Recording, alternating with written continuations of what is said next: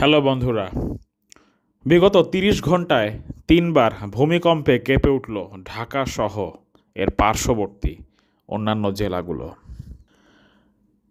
গতকাল সকাল 10টা 43 মিনিটে 5.7 মাত্রার একটি ভূমিকম্প অনুভূত হয়, যার ভয়াবহতা ছিল অপরিসীম। এদিকে আজ সন্ধ্যা 6টায় একটি ভূমিকম্প আরও একবার অনুভূত হয়, যার মাত্রা ছিল 4.6। দুঃখজনক হলো এই দুটি ভূমিকম্পের উৎপত্তি স্থল কিন্তু বাংলাদেশ। এখন এই ভূমিকম্প কেন হয় সেটি সম্পর্কে আজকের এই ভিডিওতে একটু আলোকপাত করে নেই, চলুন। যখন পৃথিবীর দুইটি ব্লক অর্থাৎ একে অপরের পাশ দিয়ে পিছলে যায়, অর্থাৎ টেকটনিক প্লেট যখন একটি আরও একটির উপর উঠে যায়, তখন মাটিতে কম্পন সৃষ্টি হয়।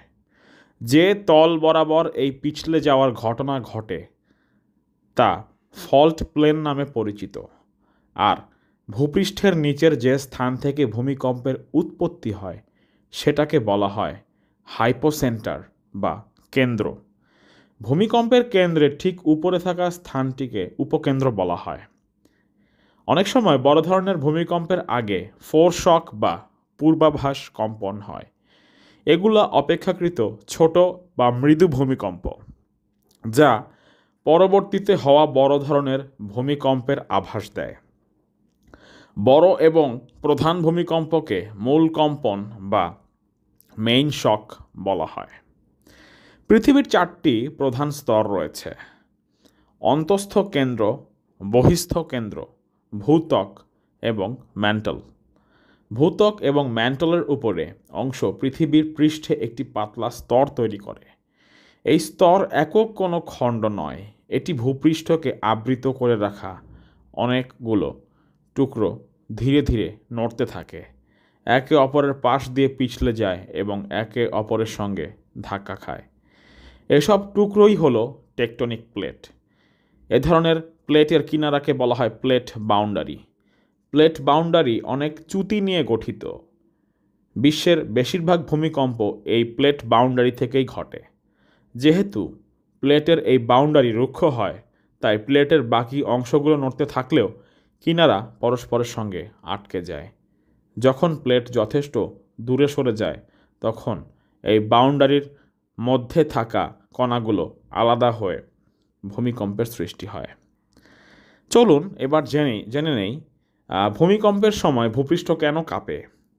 বাউন্ডারির কিনারা আটকে থাকার সময় বাকি ব্লকগুলো নড়তে থাকায় শক্তি সঞ্চারিত হয়।